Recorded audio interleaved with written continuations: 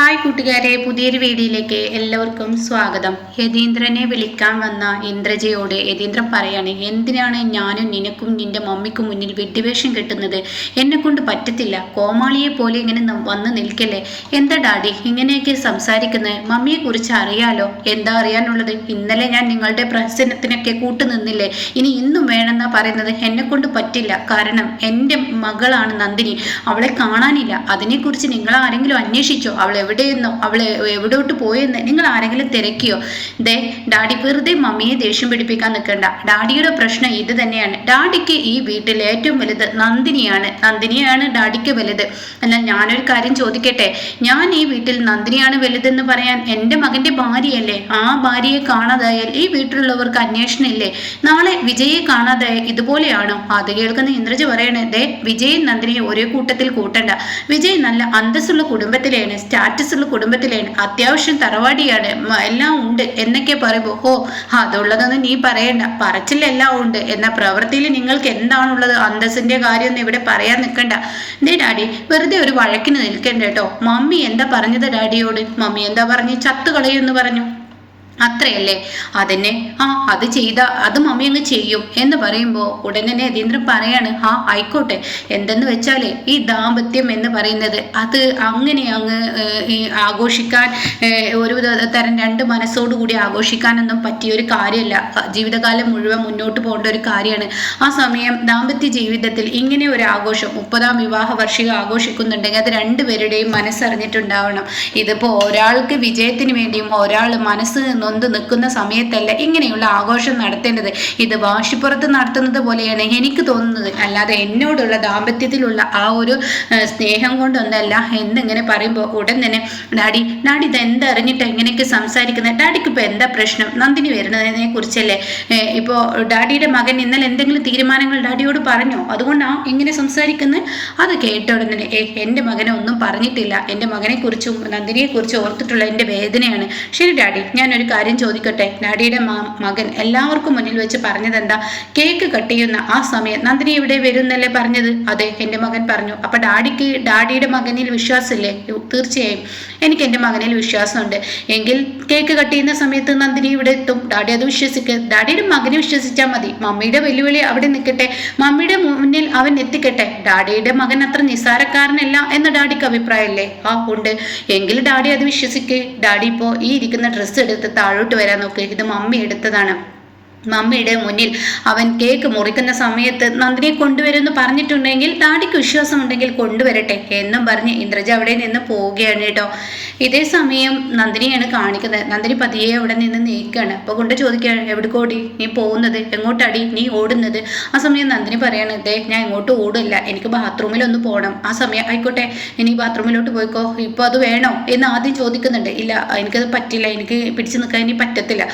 ആയിക്കോട്ടെ എന്നാൽ ശരി എന്ന് പറഞ്ഞിട്ട് ബാത്റൂം കാണിച്ചു കൊടുക്കുകയാണ്. ആ സമയം നന്ദിനി പറയണേ, കെട്ടൊന്ന് അഴിച്ചു തരുമോ? ആയിക്കോട്ടെ എന്ന് പറഞ്ഞ് കെട്ടഴിച്ച് കൊണ്ട് ഫോണിൽ ഇങ്ങനെ സംസാരിക്കുന്ന സമയം നന്ദിനി ബാത്റൂമിലോട്ട് കയറിയ നന്ദിനി ഒരു വടിയുമായി ആ ഗുണ്ടയുടെ തലകിട്ട് ഒരു കോട്ടങ്ങ് കൊടുക്കുകയാണ്. അതോടുകൂടി അവൻ തലചുറ്റി വീഴുകയാണ്. എന്നാൽ ഈ സമയം നന്ദിനി ആ സമയം കൊണ്ട് ഓടുമ്പോഴേക്കും മറ്റു ഗുണ്ടകൾ ഓടി വരികയാണ്. എന്താടാ അത് അവൾ ഓടിപ്പോയി എന്ന് പറയാണ്. അപ്പോൾ ഇവർ നന്ദിനിയുടെ പിറകെ ഓടാനായിട്ടോ. ഇതേ സമയം സൂര്യയാണ് കാണിക്കുന്നത്. സൂര്യ ആണെങ്കിലോ ഓട്ടോയിൽ ഇങ്ങനെ പോയിക്കൊണ്ടിരിക്കുകയാണ്. അപ്പോൾ ഓട്ടോക്കാരൻ ചോദിക്കുകയാണ്, ഈ ഓട്ടോ ഇങ്ങനെ പോവാന്നില്ലാതെ ഒരറ്റമില്ലാത്ത പോക്കാണ്, എങ്ങോട്ടാണെന്ന് സാറ് പറഞ്ഞില്ലല്ലോ? നിങ്ങൾക്ക് ഞാൻ പണം തന്നാൽ പോരെ? എനിക്കത് മതി. നിങ്ങൾക്ക് പണം തരുന്നുണ്ടെങ്കിൽ പിന്നെ നിങ്ങൾ എന്തിനാ ടെൻഷനാവുന്നു? പോകുന്നത് ഞാൻ പറയാം എന്ന് പറയുമ്പോൾ കാണാം ഇവരുടെ ഓട്ടോയുടെ പിറകെ ഒരു ബൈക്കുകാരൻ ഇങ്ങനെ വരുന്നു. അത് സൂര്യയുടെ കണ്ണിൽ പെട്ടിട്ടില്ല. അപ്പം ഇങ്ങനെ ടെൻഷൻ അടിക്കുക സൂര്യ. ലൊക്കേഷനും വരുന്നില്ല, പറഞ്ഞ ആളും വരുന്നില്ല. അങ്ങനെ ഒരു ബൈക്കുകാരൻ പിന്നീട് വന്നിട്ട് ഇവരുടെ ഓട്ടോയുടെ മുന്നിലായിട്ട് അങ്ങ് നിർത്തുമ്പോൾ സൂര്യയും ഇയാൾ പെട്ടെന്ന് അങ്ങ് ബ്രേക്ക് പിടിക്കുന്നത് കൊണ്ട് തന്നെ സൂര്യ അങ്ങ് മുഖം കുത്തുന്ന ആ ഒരു സീന് വരികയാണ് കേട്ടോ. അപ്പോൾ ഉടൻ തന്നെ എന്താടാ നീ കാണിക്കുന്നത്? അപ്പോഴേക്കും ഈ പറഞ്ഞ ആളാണെന്ന് സൂര്യക്ക് മനസ്സിലായി. അപ്പോൾ സൂര്യ പറയാം, വിട്ടേക്ക് എന്ന് പറയണേ. ശരി സാറേ എന്ന് പറയുന്നുണ്ട്. ഇതേ സമയം ഇയാളാണെങ്കിലോ സൂര്യയല്ലേ? അതെ, എന്താ പാക്കറ്റ് എന്ന് പറയുന്നുണ്ട്. വണ്ടി നമ്പർ ഇങ്ങനെ അയാൾ നോക്കുന്നുണ്ട്. അപ്പോൾ ആ വണ്ടി നമ്പർ തന്നെയാണെന്ന് മനസ്സിലാവുകയാണ്. അങ്ങനെ സൂര്യയുടെ കയ്യിൽ ഇത് കൊടുക്കുകയാണ്. ഉടൻ തന്നെ ലൊക്കേഷനും വരുന്നു കേട്ടോ. അപ്പോൾ സൂര്യ വേഗം കയറി എന്ന് എന്ന് ഡ്രൈവറോട് പറയാണ്. അങ്ങനെ സൂര്യ അതിലോട്ട് കയറണം. ലൊക്കേഷൻ ഇങ്ങനെ നോക്കുന്നുണ്ട്, അവരിങ്ങനെ പോകുന്നുണ്ട്. ഈ സമയം നന്ദിനിയാണ് കാണിക്കുന്നത്. നന്ദിനിയുടെ പിറകെ ബൈക്കുമായി ഗുണ്ടകൾ വരിക. നന്ദിനി ഓടടാ ഓട്ടം ഓടുന്നുണ്ട്.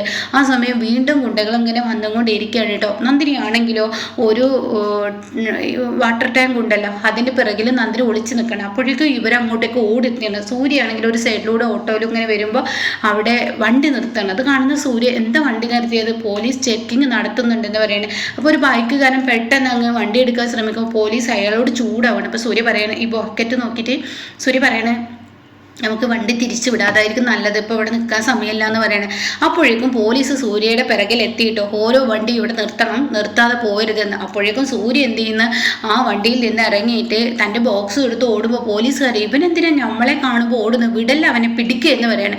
അങ്ങനെ സൂര്യയുടെ പിറകെ പോലീസുകാർ എത്തുകയാണ് കേട്ടോ. അങ്ങനെ സൂര്യയെ ഓടടാ ഓട്ടം, പോലീസുകാരും പിറകെ. നന്ദിനിയാണെങ്കിൽ ഒരു സൈഡിലും, നന്ദിനി സൈഡിലൂടെ ഓടുന്നുണ്ട്. വാട്ടർ ടാങ്കിൻ്റെ അടുത്തോട്ട് ഈ ഒരു ഗുണ്ടകൾ എത്തുകയാണ്. പിടിച്ചില്ല എന്നാവുമ്പോഴേക്കും നന്ദിനി വീണ്ടും ഓടുകയാണ്. അങ്ങനെ നന്ദിനി ഒരു പണി കഴിയാത്ത വീടിൻ്റെ സൈഡിൽ മറഞ്ഞു നിൽക്കുകയാണ്. അപ്പോൾ ആ ഗുണ്ടകൾ പറയുന്നത് ഇതിൻ്റെ ഉള്ളിലുണ്ടെന്ന് തോന്നുന്നു എന്ന് പറയുന്ന. അങ്ങനെ അവർ കയറുമ്പോഴേക്കും നന്ദിനി പുറത്തോട്ട് ഓടുകയാണ്. ഇതേ സമയം യതീന്ദ്രനെ കാണാത്തതിനെ ചൊല്ലി ഇങ്ങനെ സംസാര വിഷയങ്ങൾ അവിടെ വന്നു തുടങ്ങുകയാണ്. അപ്പോൾ പത്മ ചോദിക്കുകയാണ്, എന്താടി നിൻ്റെ ഡാഡിയെ കാണാത്തെന്ന് പറയുമ്പോൾ എല്ലാവരും കൈയടിക്കുന്നു. യതീന്ദ്രൻ ഇറങ്ങി വരുന്നു. അപ്പോൾ ആ സമയം കാണാം അങ്ങോട്ടേക്ക് ഈ പറയുന്ന വിജയ് ഓടിച്ചെന്നിട്ട് ഹായ് അങ്കിൾ എത്തിയല്ലോ എന്ന് പറയണേ. എന്തായാലും അങ്കിളിന് വിഷ് ചെയ്യാണ്. അപ്പോൾ ആ സമയം ഇനി ഒന്ന് പോടാ എന്ന് പറയുമ്പോൾ എല്ലാവരും ഇങ്ങനെ നോക്കുകയാണ്. അത് വെറുതെ വിളിച്ചത്, ആൻറ്റി ഇങ്ങനെയൊക്കെ അങ്കിൾ ഇങ്ങനെയൊക്കെ തന്നെ, കുസൃതികൾ നല്ല കൂടുതലാണെന്ന് വിജയ് എല്ലാവർക്കും മുന്നിൽ പറയുന്നത്. എന്തിനാ എന്നെ ഇങ്ങനെ വഷളാക്കുന്നത് എന്ന് വിജയ് പറയുന്നുണ്ട്. അങ്ങനെ എല്ലാവർക്കും മുന്നിലെത്തുമ്പോൾ ആളുകളെല്ലാം ഒന്നടക്കം പറയണേ, ഇപ്പോഴെല്ലാവരും ഞങ്ങൾ പറയുന്നത് പത്മയാണ് ഏറ്റവും ചെറുപ്പം എന്ന് പറഞ്ഞതിനേക്കാൾ കൂടുതൽ ചെറുപ്പമായിരിക്കുന്നല്ലോ യതീന്ദ്രൻ. അത് കേൾക്കുന്ന പത്മ പറയണേ, അതെ എന്നൊക്കെ കൂടുതൽ സന്തോഷം അദ്ദേഹത്തിനാണ്, അതാണ് അദ്ദേഹത്തിൻ്റെ മുഖത്ത് ഇത്ര പുഞ്ചിരി എന്ന് പറയണേ. ഇതേ സമയം ഹേമ ചോദിക്കുക, അല്ല ഇന്നലത്തേക്കാൾ എന്തെങ്കിലും സർപ്രൈസ് ഇവിടെ ഉണ്ടോ എന്ന് പറയണേ. അപ്പോഴേക്കും ഡാഡി മമ്മിയുടെ കൂടെ ചേർന്ന് നിന്ന്, അതെ ഞങ്ങളുടെ കല്യാണം, അതായത് ഡാഡിയുടെയും മമ്മിയുടെയും കല്യാണത്തിന് ഞങ്ങൾക്ക് കൂടാൻ പറ്റിയിട്ടില്ല, മക്കളായ എനിക്ക്. അപ്പോൾ ഇവിടെ വലിയൊരു സർപ്രൈസ് തന്നെ ഉണ്ടാവണമല്ലോ. അപ്പോൾ ഉടൻ തന്നെ വിജയ് പറയണേ, ആ ഇന്ദ്രജയെ തിരക്ക് പിടിച്ച് ഒരു സ്ഥലത്തോട്ട് പോയിരിക്കുകയായിരുന്നു, അതായിരുന്നു. അപ്പോൾ എല്ലാവരും ചിരിക്കുകയാണ്, പത്മയും ചിരിക്കുന്നുണ്ട്. ആ സമയം നിങ്ങളൊന്നും മിണ്ടാതിരുന്നേ എന്ന് പറഞ്ഞിട്ട് ഇന്ദ്രജ വിജയ് വഴക്ക് പറയണം കേട്ടോ. അപ്പോൾ വിജയ് ആണെങ്കിലും പിന്നീട് ഞാനൊരു തമാശ പറഞ്ഞതാണെന്ന് പറയുന്നുണ്ട് കേട്ടോ. ആ സമയം നിങ്ങളൊന്നും മിണ്ടാതിരിക്കുക, അപ്പോൾ കൂടാൻ പറ്റാറില്ലല്ലോ, മിക്ക എല്ലാവർക്കും ഡാഡി മമ്മിയുടെ വിവാഹത്തിന് കൂടാൻ പറ്റാറില്ല. അപ്പോൾ അതുകൊണ്ട് തന്നെ ഞങ്ങളിവിടെ രണ്ടാമതൊരു കല്യാണം ഉണ്ടാക്കാനുള്ള പരിപാടിയാണ് ചെയ്തിരിക്കുന്നത് എന്നൊക്കെ ഇങ്ങനെ പറയണത്. ഓഹോ ഇത് ഭയങ്കര അതിശയാണല്ലോ എന്നൊക്കെ പറഞ്ഞാൽ എല്ലാവരും ചിരിച്ചും കൊണ്ടിരിക്കുകയാണ്. അപ്പോൾ വിജയ് ഒരു സൈഡിലോട്ട് നിന്നിട്ട് ഇന്ദ്രജയെ വിളിച്ചു വരുന്നതാണ്. ഇന്ദ്രജയ് നമ്മുടെ 30ാം വിവാഹ വാർഷികത്തിന് ഇങ്ങനെ തന്നെ ആയിക്കോട്ടെ കേട്ടോ. അതെ നമ്മുടെ 30ാം വിവാഹ വർഷത്തിന് ഇങ്ങനെയല്ല, നിങ്ങളെ പുറത്താക്കാനല്ല, നിങ്ങളെ സർവീസിൽ നിന്ന് പിരിച്ചു വിടണമെന്നാണ് ഞാൻ ആലോചിക്കുന്നത്.